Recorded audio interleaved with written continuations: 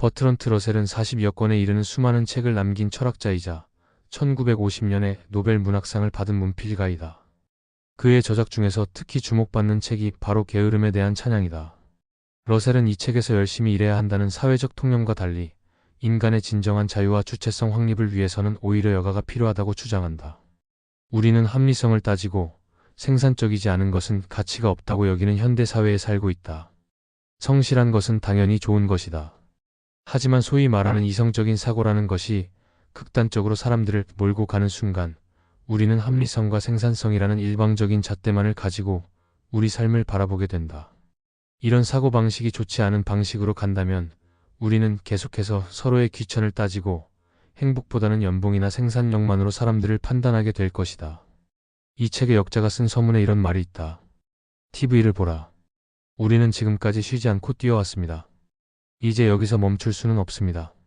라고 소리 높여 외치고 있다. 하지만 우리는 이제 여기서 멈추어야 한다. 과연 무엇을 위해 헉헉대고 달려가고 있는지 되돌아보고 성찰해 볼 때다. 그런 다음 뛰어도 늦지 않다. 산업혁명과 이성적 사고의 발달은 우리의 삶을 굉장히 편리하게 바꾸어 주었다. 하지만 그것을 숭배해서는 안 된다. 버트런트 러셀의 게으름에 대한 찬양은 오늘날 과도한 경쟁주의와 자본주의 사회에 살아가고 있는 우리에게 필요한 질문을 던지는 책이다. 이 책의 일부를 공유하고자 한다. 서문. 이 책에는 사회 현안들을 여러 측면에서 바라본 글들이 수록되어 있다. 나는 이 글들을 통해 사고든 행동이든 지나치면 위험하다는 것을 강조하고자 한다.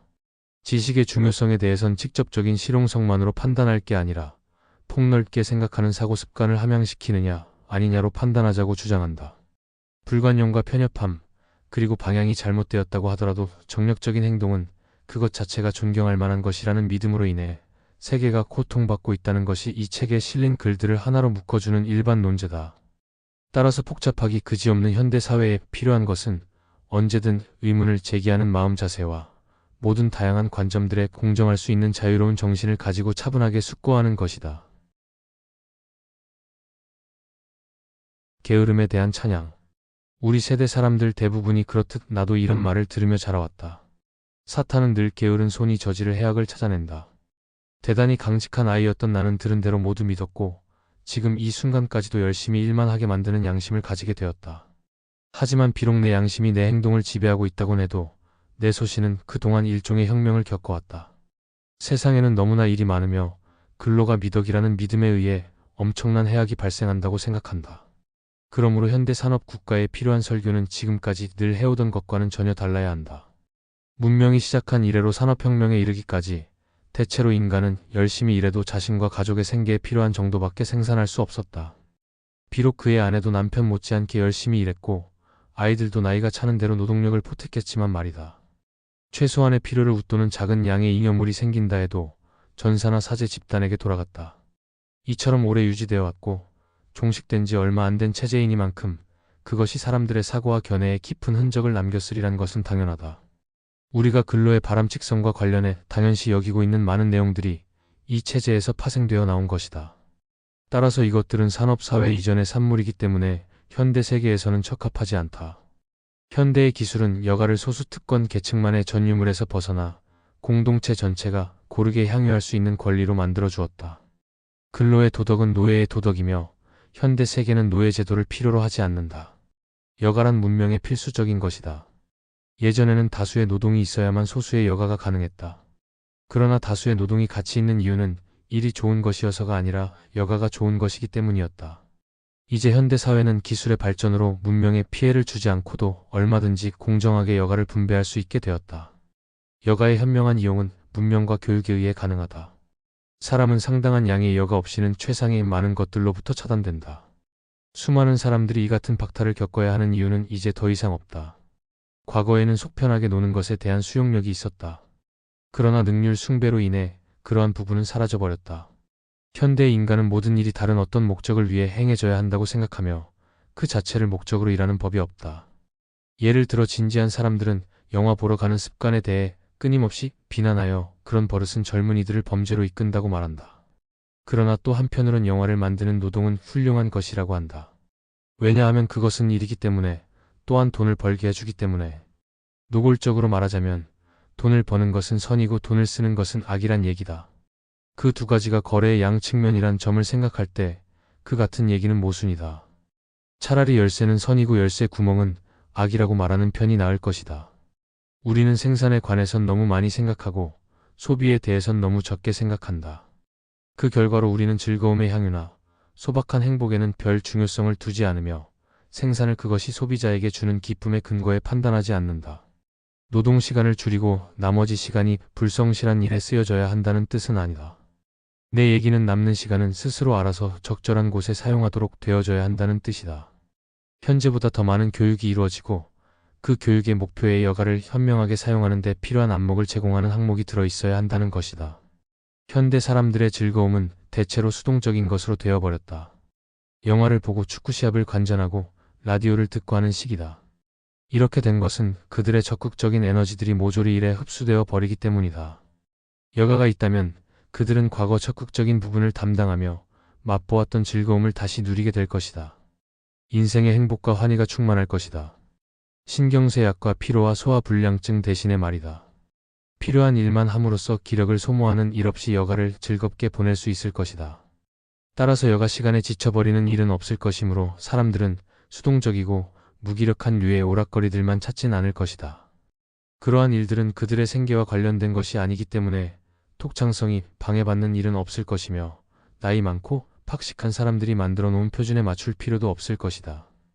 또한 행복한 생활의 기회를 가지게 된 평범한 남녀들은 보다 친절해지고 서로 덜 괴롭히고 타인을 의심의 눈빛으로 바라보는 일도 줄어들 것이다. 모든 도덕적 자질 가운데서도 선한 본성은 세상이 가장 필요로 하는 자질이며 이는 힘들게 분투하며 살아가는 데서 나오는 것이 아니라 편안함과 안전에서 나오는 것이다. 현대의 생산 방식은 우리 모두가 편안하고 안전할 수 있는 가능성을 열어놓았다. 그런데도 우리는 한쪽 사람들에겐 과로를, 다른 편 사람들에겐 굶주림을 주는 방식을 선택해왔다. 지금까지도 우리는 기계가 없던 예전과 마찬가지로 계속 정력적으로 일하고 있다. 이 점에서 우리는 어리석었다. 그러나 이러한 어리석음을 영원히 이어나갈 이유는 전혀 없다. 무용한 지식과 유용한 지식. 프랜시스 베이컨은 지식은 힘이다라고 단언했다. 오늘날 지식은 그 자체로 좋은 것, 혹은 폭넓고 인간적인 인생관을 세우는 수단이라기보다는 단순히 전문적 기능으로 여겨지게 되었다. 교육기관들은 기술을 가르치고 충성심을 주입시키는 방식으로 유용한 목적에 기여함으로써 국가를 만족시켜야 한다. 우리는 과거에 비해 남을 훨씬 많이 의식하고 그들에게 이익을 주는 것이 미덕이라고 생각한다. 우리는 나태하게 생을 즐기는 사람은 생각하고 싶어 하지도 않는다. 그 즐거움의 질이 제 아무리 고상한 것이라도 말이다. 모든 사람이 대의에 도움이 되는 일을 하고 있어야 한다. 따라서 우리에겐 정신적 여유가 없다. 그게 뭐든 간에 우리가 중요하다고 생각하게 된 것에 도움이 될 지식을 제외한 다른 어떤 지식도 습득할 여유가 없다. 그러나 지식에 대해 판단할 때 과학기술이나 경제학처럼 직접적 실용성을 지닌 지식만을 추구하는 것은 위험할 수 있다. 지식에는 다양한 종류의 간접적 실용성을 가진 것들이 있는데 이는 기술적 능률에는 직접 이바지하지 않는다. 그러나 나는 그러한 지식을 더 많이 장려할수록 현대 세계의 최악의 특징들 가운데 적어도 일부는 개선될 수 있을 것이며 직업적인 능력만을 무자비하게 추구하는 현상도 줄어들 것이라고 생각한다. 아이들에게만 놀이가 필요한 게 아니다.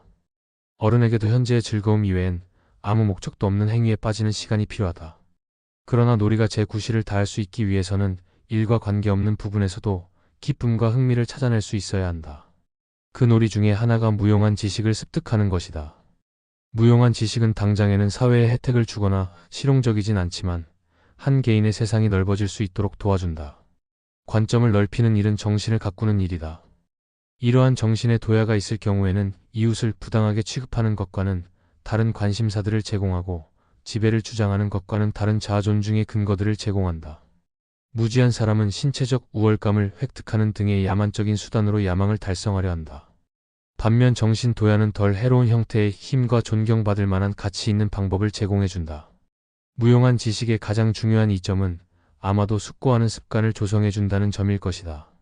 세상에는 사전에 적절히 숙고해보지도 않고 하는 행동이나 지혜로운 사람이라면 하지 말라고 충고했음직한 류의 행동에 이르기까지 너무도 많은 성급함이 존재한다. 내가 볼 때 행동이란 낭만적이고 불균형한 자기 주장만 있는 터무니없이 열정적인 충동에서 나온 것이 아니라 우주와 인간의 운명에 대한 심오한 이해에서 나올 때 최상의 행동이 된다.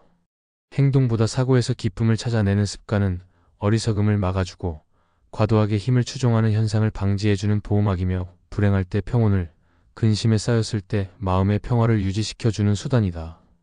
무용한 지식은 불쾌한 일을 덜 불쾌하게 만들 뿐 아니라 즐거운 일을 더 즐겁게 만들어준다.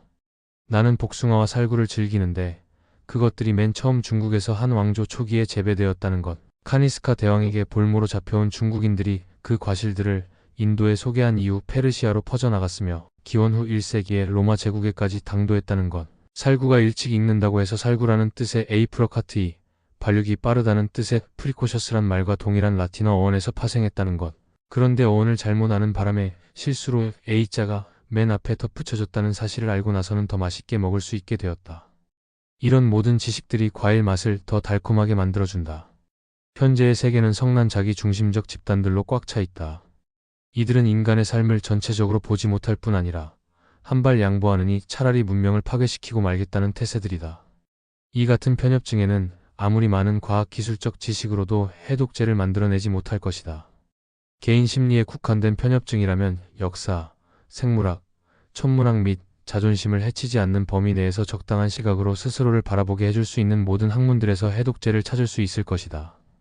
필요한 것은 이것이냐 저것이냐 하는 특정한 정보가 아니라 전체의 시각에서 본 인생의 목적에 관한 지식이다.